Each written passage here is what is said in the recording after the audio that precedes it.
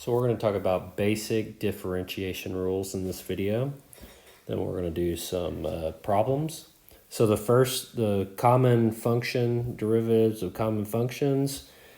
Say we take the derivative of a constant. Okay, so like the derivative of the number 7, that is equal to 0.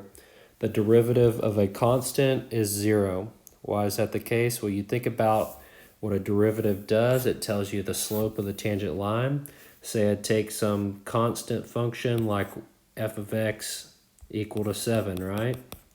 F of x equal to 7 is just some horizontal line. The slope of a horizontal line is 0. Okay, so the derivative of a constant is 0. Now, the power rule. Okay, so this is so powerful for us.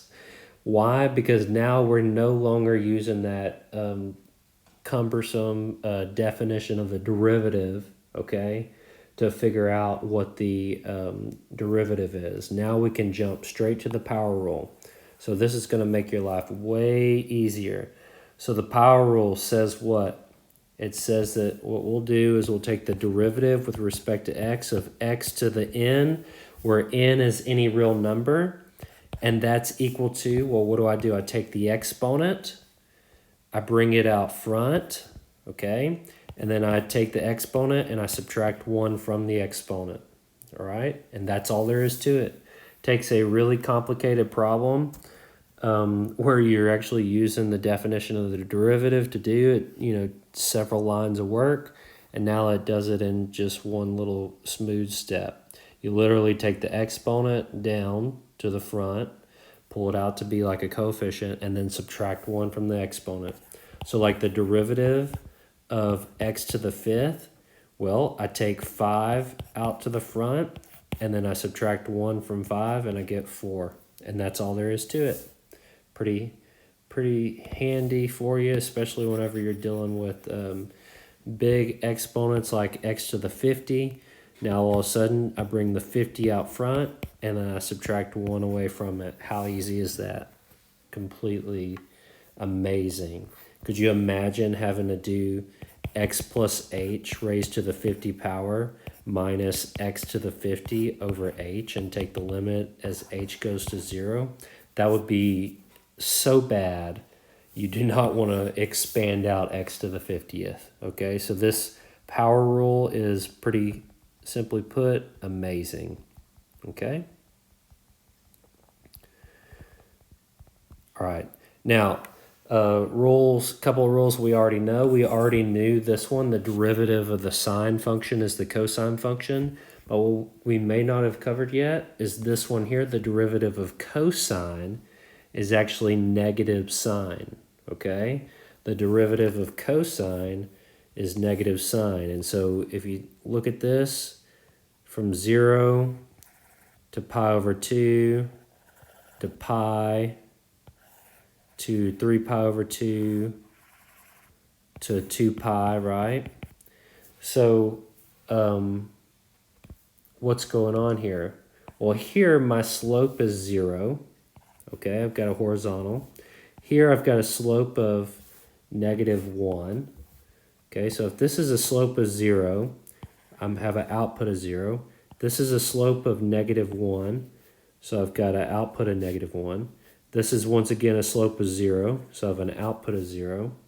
So you can kind of see here what's going on. Okay, this is my derivative function, right, f prime.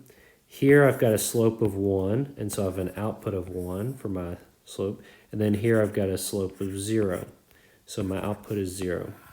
So what is this? Well, it kind of looks like sine. It's the exact opposite of sine, right? So to flip this around from sine x, I'd multiply by negative to get negative sine x, and then that's my graph there. So the derivative of cosine is negative sine, okay? Kind of cool. So derivative of sine is cosine, derivative of cosine is negative sine.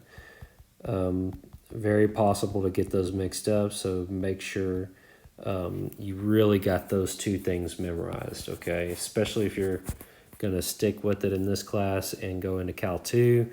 You know, at the end of this class, we start talking about integration, and that's going backwards. So if you don't have this memorized down, you're going to get so confused by the end of Cal 1, you're not going to even remember which is which. So it's really important that you get these basic common derivatives down, okay? This one's a really tough one. What this one says is if I take the derivative of e to the x, I get e to the x, all right? So that's with a base e. Now, if it was like a base of 2, the derivative of something with a base 2 is not equal to 2 to the x, okay? It's not the same thing there. We'll talk about that rule later, but for now, the derivative of e to the x is the easiest one. It's the one where the derivative equals the original function itself, okay? Very powerful. What this is saying, intuitively, what this is saying, if my derivative equals the function output itself, what's so special? You've always wondered, you know, what was so special about e to the x, right? Maybe you have, maybe you haven't. The thing that's special about e to the x is that the function output, so say this is like, I don't know, 1, 2, maybe this is like e squared, okay? The function output is actually equal to the slope of the tangent line, the instantaneous rate of change at that value.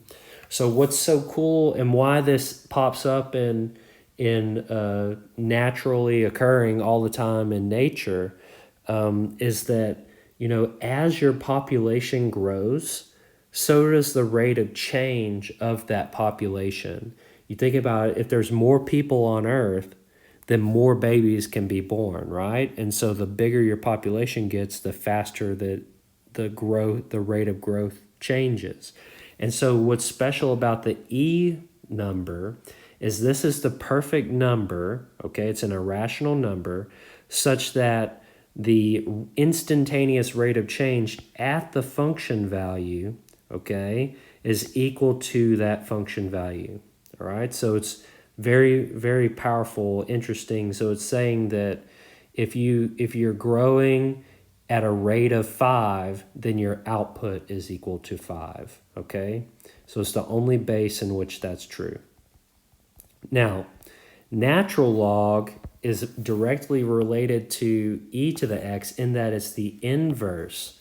And so the derivative of the natural log of x is equal to 1 over x, okay? 1 over x. So I take what's in here and then I just do the reciprocal there, okay? That's when what's inside is simply x. We'll talk about what to do later and expand more on these, but this is just an introduction to these basic rules, okay? This theorem, properties of the derivative, if I let f and g be differentiable on an open interval and let c be some real number, what this says is kind of like our limit rules. You know, remember when we had the limit of the sums is the sums of the limit? If I do the sum of the functions, okay, so the derivative of the sum is equal to the sum of the individual derivatives, okay? So if I have a sum or a difference of two functions, then basically I do the derivative of the first piece, and then I add or subtract the derivative of the second piece, depending on if I'm doing addition or subtraction there. The constant multiple rule, this is very powerful. It's just like a limit. It says that if I have a constant, say I had like derivative of 5x squared, right? What this says is I can take that constant 5 and move it out front, and now I can take the derivative of x squared. And so this would be 5 times, well, the derivative of x squared would be what? It'd be 2 times x to the 2 minus 1 is 1. Okay, so that would be 10x, all right? So that's the idea behind that. Okay, the constant comes out front, just like you did with the limit, okay? and then I just take the derivative of the function. Now let's work an example here. So I want to find the derivative of f of x equals 2x cubed minus x squared plus 3x. And so to do this, I'm going to take the derivative of both sides. So the derivative f prime of x is the derivative of this trinomial here. And so whenever I take the derivative, I get f prime is equal to, well, the 2 comes out front, it's the constant, and then I have derivative of x cubed right there. And then I have minus x squared, so it's minus the derivative of x squared. And then I'm going to have plus 3, the 3 comes out front, it's the constant, the derivative of x. Okay? And so what are those pieces equal to? So I have 2 multiplied by the derivative. Okay, the derivative of x cubed. What is the derivative of x cubed? Well, the 3 comes out front, and then I subtract 1 from the exponent, and I get 2. Okay, what's the derivative of x squared? Well, the 2 comes out front, and then I have 2 minus 1, and I get an exponent of 1. And the last one, I have an exponent. There's no exponent there, but it's understood to be 1x.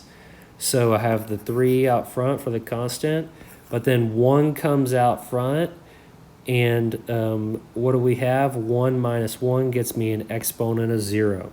Okay, so I'm going to simplify this.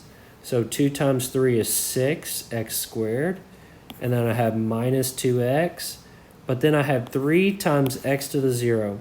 Something raised to the 0 power, as long as that something isn't 0, that's equal to 1, okay? So that's my answer right there. So 6x squared minus 2x plus 3. Think about how difficult this problem would have been had we done this by the definition of the derivative with limits, and how quickly we just got through that problem. So these rules are meant to make life better, okay? So you might be asking yourself, well, why in the world did we learn how to do the definition first and then do the derivative the quick way? You know, in the last unit, I showed you how to do it the quick way with limits, and then at the very end, I showed you the derivative, or the limit epsilon delta proof, right? Well, this time, I switched it around and did the definition of the derivative first. That way you could be a little bit more appreciative of how powerful that these derivative rules are. And, sometimes, if it's painful and the struggle is real, and then you finally see something that's like, man, this is way easier, you're a little bit more appreciative, right? Okay, so algebra review. So we've got some examples. So I want to make sure we understand exponent rules. So the square root of x cubed. Now, the square root, it's understood that there is a 2 here, okay? And so if I'm going to write this in the rational exponent form, then this is going to be 3 divided by 2, okay? So little trick I do to help my college algebra students, and you can watch the video on this. I think it's in section like 1.4 in college algebra. But rational exponents, I tell my students, look, guys, where's the horsey live? The horsey lives outside. Where's the people live? The people live in the house. Okay, who rides the horsey? The people get on top of the horse. So the rider who lives in the house is up on top. The horsey who lives outside in the barn is underneath the rider. Okay, so if you ever forget who's who, the rider is in the house and the rider's on top. The horsey's outside and the horsey's underneath when you're riding, okay? So it's kind of goofy, but it's a way to remember it. All right, this one here, so just to run through it, we got our rider and the horsey. The rider's in the house, so 5's in the numerator. The horsey's outside, 3's in the denominator there, okay? And it works both ways, okay? If you were given something like x to the 2/3, right? You would say, okay, rider in the house. So I've got the base in the house. It's riders on top. That's the 2. Horsey outside, that's the 3. Just like that, okay? So you can go either way with these rules. Now, multiplication of expressions with the same base, we add the exponent. So this is equal to x to the 2 plus 3, which is 5, okay? Division with the same base, I subtract the exponents. This is equal to 2 minus 5, which is actually going to be -3, right? If you run through this right here, say you wrote it out, xx over xxxxx, right? These two x's cancel those two x's, and I'm left with 1 in the numerator and xxx in the denominator, which is this here. But when I take a derivative, I want it of this form here, okay? I want it in that form there. Because remember, we have a power rule that says any number n, right? X to the n, I just do n out front and then raise it to the n minus 1, right? So if my exponent is -3, it's -3 out front, x to the -3 minus 1. So that's -3 to the x minus 4, okay? And then you can simplify at that point, -3 over x to the 4, okay? So those are the rules, okay? So one thing that's helpful is going from here, you know, look, if I have a negative exponent, if I do the reciprocal, then the exponent all of a sudden turns positive, okay? So just make sure you've got those algebra rules down, okay? Don't let life be any harder than it has to be, okay? So let's take this and let's find the derivative y prime, okay? So this is 5 over 2 times x quantity squared or cubed plus 2 sine x. Now, I want to algebraically simplify this first. If I raise something to the 3 power, I either need to write it 3 times or I need to raise everything in the parentheses 3 times. So 2 times 2 times 2 is 8, and xxx is x cubed, okay? So that's one way to do it, just write it out. If you can't write it out because there's 30 of them, then you multiply inside here. 3 times 1 gets you 2 cubed, and then 3 times 1 here gets you x cubed, okay? So 2 cubed is 8, and x cubed right there. Don't do anything with the sine x, okay? And so now I want to take the derivative, okay?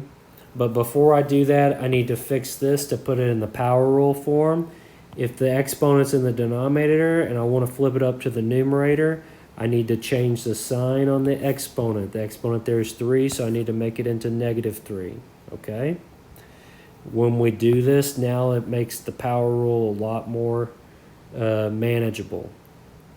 Don't try to do this in your head. I promise you, you're going to mess up if you try to do it in your head. Don't take that as a challenge. Just listen to me. All right. The derivative of x with respect...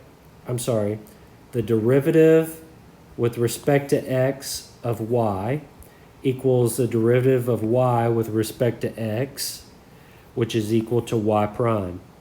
Okay? And so if I take the derivative of this, remember the constant comes out front, so I pull the constant out front, so that's what I did there. And now I want to take the derivative of x to the -3. I'm going to pull this constant out front here, and I'm going to take the derivative of sine x. So what happens here? The derivative of x to the -3, well, the -3 comes out front, and then I subtract 1 from -3, and I get -4. For here, the 2 comes out front, but the derivative of sine x, this is one of our special ones, the derivative of sine x is cosine x. So that's my answer there, cosine x. Now I can algebraically simplify this. -3 times 5 is -15 over 8. And then this exponent here is negative, so I'm going to flip it back down to the denominator and make it positive x to the 4th, okay? Unless otherwise stated, I want you to make all your exponents positive for variables. And then I just multiply that to get 2 cosine. Okay, let's do another one. So I've got the function g of theta equals theta cubed over theta to the fifth. Now there's 3 thetas up top, 2 thetas in the denominator. I'm sorry, 5 in the denominator. So the bottom wins by 2. So that's theta squared in the denominator. But if you had just used the exponent laws whenever you divide, you subtract, that's 3 minus 5, which equals negative 2. So that's the rule there. And so now it's in the form that I can take the derivative of. So g prime is equal to the derivative of this. So the negative 2 comes out front. I subtract 1 from the exponent. I get negative 3. But I don't want to finish with a negative exponent on my variable, so I do the reciprocal to get, well, the negative 2 stays in the numerator, but the theta cube shows up in the denominator. Okay? So I want to also do, since we're doing a little bit of algebra refreshing, I want to do some more algebra refreshing with some log properties. If I have the product of a times b, then that's equal to the log of a plus the log of b. So this works with any log base. I just chose ln here because we used ln up here, and typically in calculus, we stick in really the science fields, we stick with E's and LNs. When you go into business, economics, they're more of the log base 10 and 10 to the x power kind of thing, you know, because our number system is a base 10. Okay, the difference of the difference of 2 logs is equal to the division of the argument. So a divided by b inside the log equals ln a minus ln b. Okay, so you got to think about this intuitively. You know that the answer to a logarithm is an exponent. So that means that logs are truly exponents. So it would make sense whenever I'm multiplying, I add, and whenever I divide, I subtract. You think about the exponent rules. I didn't throw all this. There's a reason behind all this madness that I'm doing here, okay? So just trying to help make connections through other classes into calculus, okay? The last of the log rules that I can think of right now that we'll need is the power rule, and that says this is ln of x to some power. The power comes out front, and then I have just ln x. This is important because now I can take the derivative of ln x, and that's just equal to 1 over x as the rule that you need to know states right here. Okay, so let's work this problem. I've got a function f of t. It's the natural log of t cubed minus e to the t plus t minus 5 quantity squared. So first thing I'm going to do is I'm going to pull the exponent out to the front here. And then I need to factor, it's already factored. I need to distribute this out. So I distribute it out by taking t minus 5 times t minus 5 and multiplying, FOIL, first outer inner last. And whenever I do that, I get t squared minus 10t plus 25. Okay, now what I want to do is I want to take the derivative.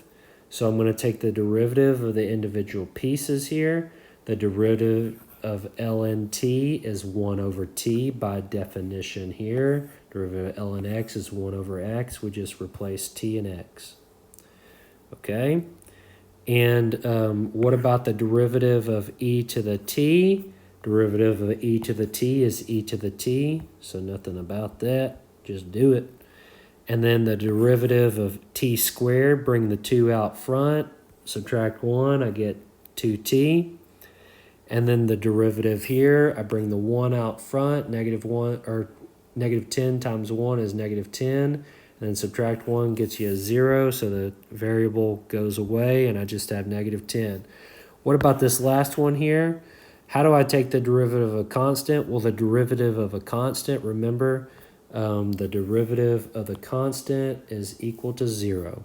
Okay, slope of the tangent line, constant has a slope 0. All right, so multiply this through, I get 3 over t.